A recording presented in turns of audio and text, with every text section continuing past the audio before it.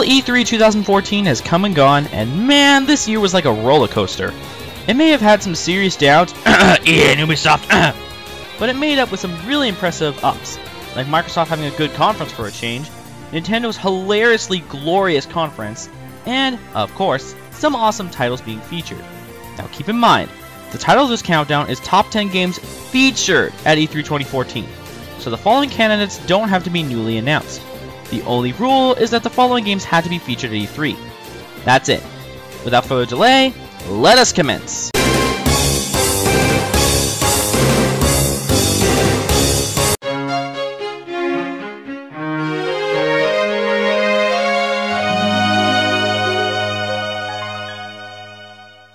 Once upon a time, there was a little boy made of fabric. He lived in a world formed from the imagination of people worldwide.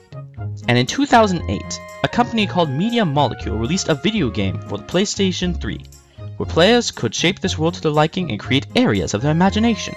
The game was a critical and commercial success, and this led to a sequel in 2011, two sequel port things for the PlayStation Portable and the PlayStation Vita, and a racing game, which was basically Mod Nation Racers with the boy's face slapped on it.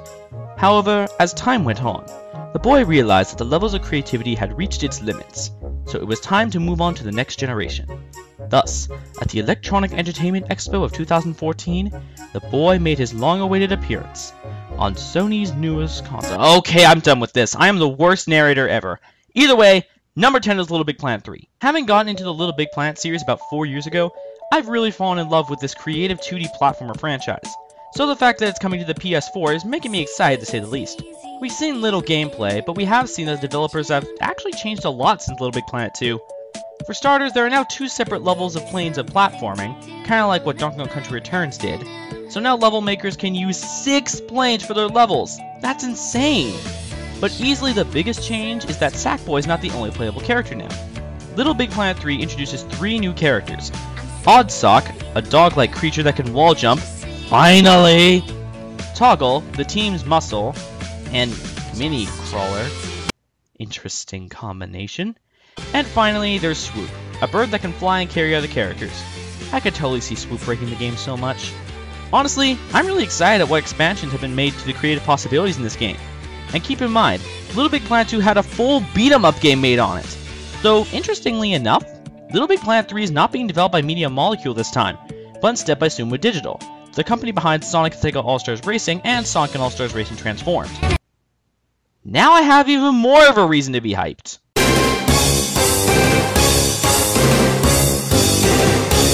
I'm gonna be honest, I've never really had an interest in the Batman Arkham games. Granted, that's probably because I've only played about 10 minutes of Arkham Asylum, but the series has never really caught my interest, which shocks me because I am a Batman fan. However, Arkham Knight may have changed that. Being the final installment of the Arkham franchise, or at least from what we know as of now, Arkham Knight has a lot of potential right from square one. For instance, unlike Arkham Origins, this new game is actually being developed by Rocksteady Studios again. Thank goodness! Also, kinda like Arkham Origins, this new one doesn't take place in Arkham Asylum, but instead in all of Gotham City, albeit this time, Gotham's approximately 5 times larger than Arkham City. Wow, Rocksteady, going beyond the limits this time around. However, the biggest change made to the Arkham system in this game is the inclusion of the Batmobile.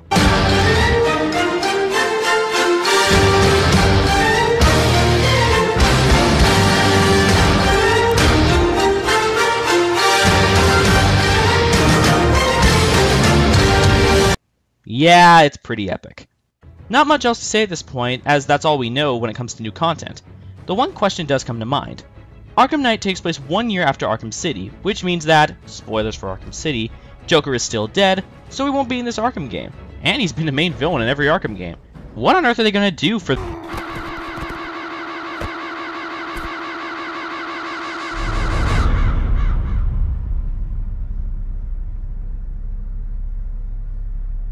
How many more bones will you crush?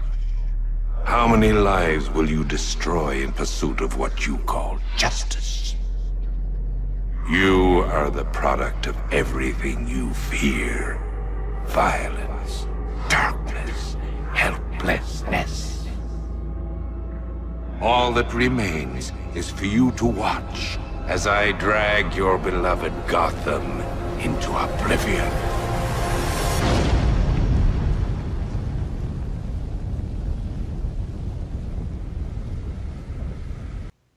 I guess that works.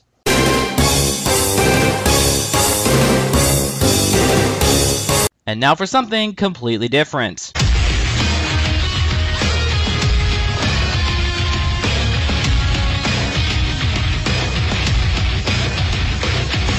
I'll fully admit that I had no interest in Killer Instinct when it was announced at E3 2013, but thanks to the efforts of Maximilian, Mad laser power! my interest in the game, and competitive fighters in general, grew immensely. So when Season 2 was finally revealed at E3, you can bet that the hype was real. Now I can't really say all that much about Season 2 since they didn't announce much for it, but they did reveal the first new character of the season, TJ Combo, who by the way looks freaking awesome. But that's not all they revealed.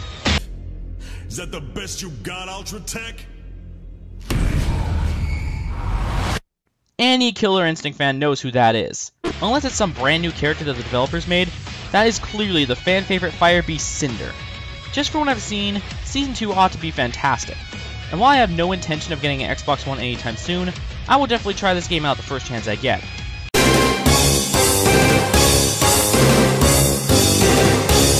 Oh Mega Man, how we've missed thee. It's been far too long since you've had a game in your franchise. Capcom's been canceling your games left and right for bullcrap reasons like lack of interest. And when Capcom decides to finally use you, it's a mockery to you and your fans. Honestly, the only ones giving you respect anymore are everyone other than Capcom, like with the fan-made Mega Man Unlimited and Nintendo including Mega Man in Super Smash Bros. 4. But surely, Keiji Inafune, the creator of the Blue Bomber, would notice that the franchise needs some respect, and maybe, just maybe, he could give the series another chance at life. Well, in a way, he did! Keiji Inafune had recognized that Mega Man needed another chance, but with no control over the series anymore, he decided to start the series from scratch with his new IP, Mighty No. 9.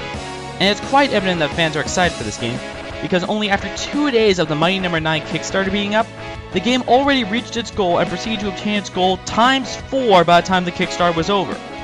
Gameplay-wise, Mighty No. 9 is like a fusion of the classic Mega Man games and the X series, with the classic platforming, earning weapons from bosses, amongst other things. But really, we're fine with it this way. It's been far too long since we had a game like this, so fans couldn't be happier for this unofficial resurrection of the Blue Bomber's legacy. Bravo, Keiji Inafune. Bravo.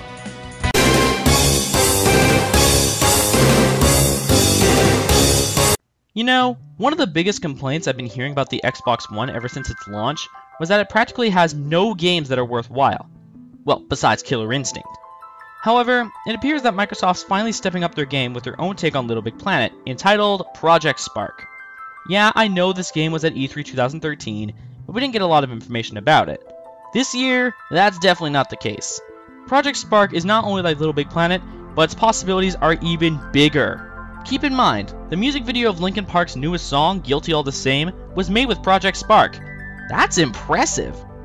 While other games of its genre, like Little Big Planet and Minecraft, are more like level makers, Project Spark is a full-on game maker. It gives you the materials to make your own video games and then share them online for everyone to experience. Game designer Claude Jerome has said that the game is all about giving players options. And from the looks of it, the possibilities in Project Spark appear to be even more limitless than even Little Big Planet. Honestly, if the game turns out as good as it's appearing to be, I could actually see university students using this for game programming classes. I still don't plan on getting Xbox One anytime soon, but like Killer Instinct, I will gladly try out Project Spark the moment I get the chance. This game alone could revolutionize game making as we know it.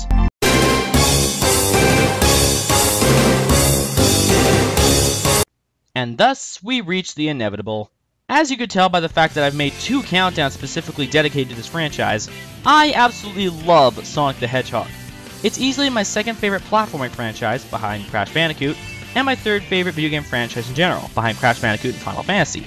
And I've loved almost every game in this series, with a few exceptions here and there. However, after doing as much as they could with the series, what could Sega do for the next game? How about hand it over to a North American development team?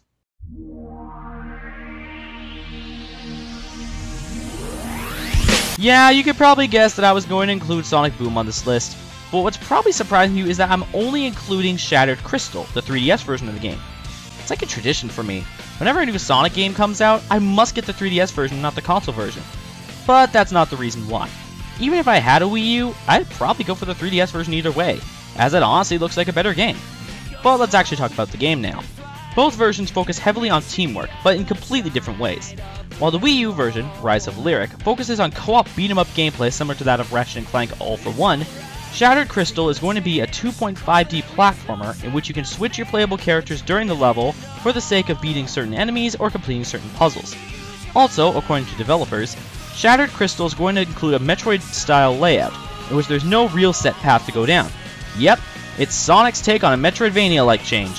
Metroid the Hedgehog? Sonic the Metroid? Metroinic? Okay, the title needs a little work, but you get my point. But since this game focuses heavily on teamwork, that means we should cover the playable characters. There's Sonic, complete with his super speed and a powerful dive kick, Tails, who can fly and use various gadgets, Knuckles, who can dig tunnels, climb walls, and beat the pulp out of robots, and the newest character of the series, Marine the Raccoon, Sticks the Badger, who can use a boomerang that can be controlled mid-flight. But wait, you say, what about Amy? She was shown to be playable in Rise of Lyric with her Pico Hammer. Where is she this time? Well, in Shattered Crystal, the main antagonist, Lyric, kidnaps Amy for some sort of evil plan that Amy's the key to, and Sonic and his friends must save her. And I thought Amy was a damsel in distress beforehand. Also, Shattered Crystal contains two other types of gameplay. The first is a Temple Run style chase level, and the other is Sonic Rivals style rival races. Self-explanatory at its finest. Either way, I'm really excited for Shattered Crystal. After Lost World turning out not as good as I had hoped, I'm hoping that Shattered Crystal makes up for it. And from the looks of it, it shall.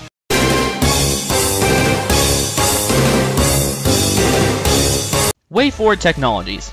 Not a very well-known development team, but an impressive one nonetheless. If you do know about WayForward, you probably know of it for one of two things. Its resurrection of classic franchises like Contra, Double Dragon, and DuckTales, or its platforming franchise Shantae. While I've yet to play any of WayForward's resurrection titles, I did get my hands on both the original Shantae and its sequel, Risky's Revenge, on the eShop earlier this year, and they're some of the best 2D platformers I've played, which makes me that much more excited for Shantae and the Pirate's Curse. The first interesting thing about the Pirate's Curse is the story. It takes place about a year after the events of Risky's Revenge, in which, spoiler alert for Risky's Revenge, Shantae destroyed her genie half after it was exploited by the pirate Risky Boots. Since then, Shantae has continued defending Scuttletown, but has been finding it challenging without her powers. And to make matters worse, Risky comes to Scuttletown for Shantae's help, as the fragments of Shantae's genie half have been consumed by Risky's henchmen, who then proceed to betray Risky and attempt to resurrect Risky's old mentor, the Pirate Master.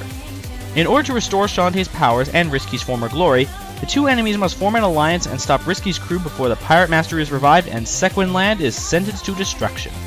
Since Shantae no longer has her genie powers, the game plays very differently than the previous two. Granted, it's still a 2D Metroid-style platformer, but Shantae can no longer use her magic or shape-shifting abilities. To replace this, Risky has provided Shantae with a large amount of artillery, including a scimitar, a pirate hat that she can use to glide, super speed boots, a pistol, and a cannon that she can use to shoot at enemies or shoot downwards like a rocket. These new weapons are definitely going to change up how this Shantae game is going to play out. At the end of it all, Shantae and the Pirate's Curse looks really promising, though I still need to finish the other two Shantae games before I get Pirate's Curse. And judging that Pirate's Curse was supposed to be released within a few weeks, I'd better hurry.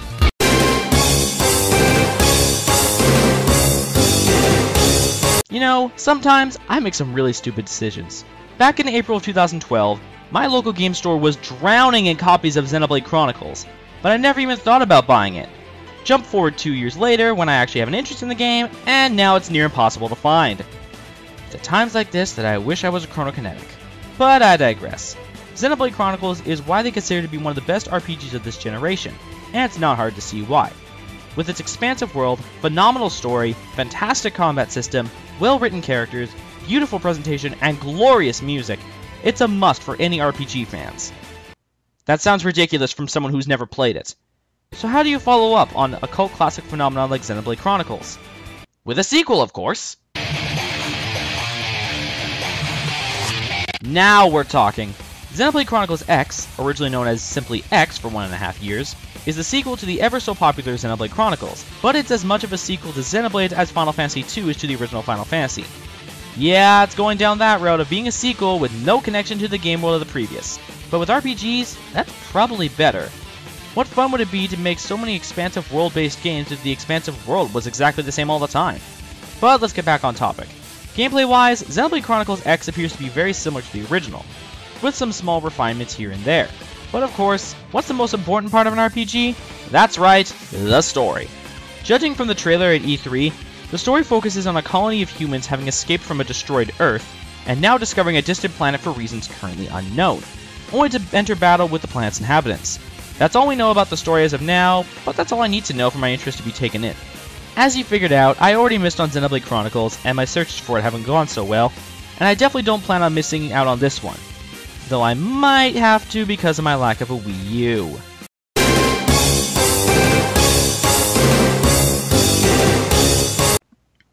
I'm sorry for being predictable, but I just had to include this.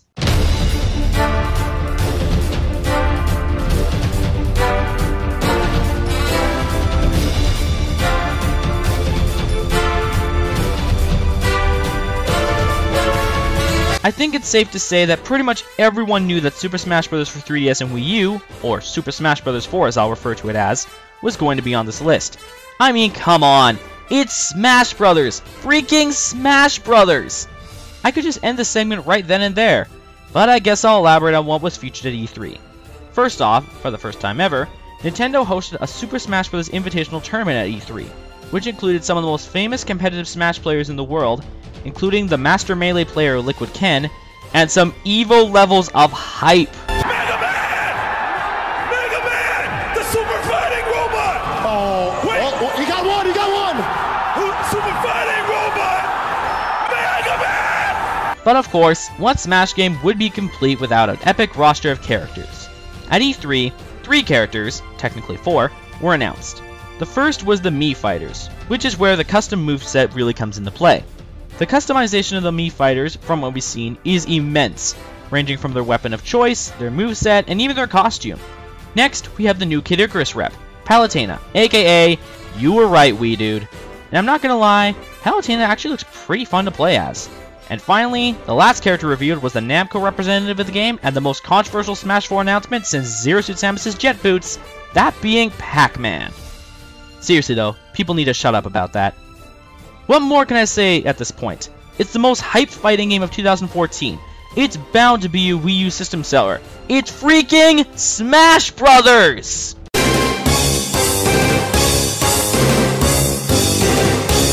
So you're probably wondering, what the heck could top Super Smash Bros. 4, one of the most look forward to games of the entire year? Well, let me put it this way. Hype incarnate, thy name is Hyrule Warriors.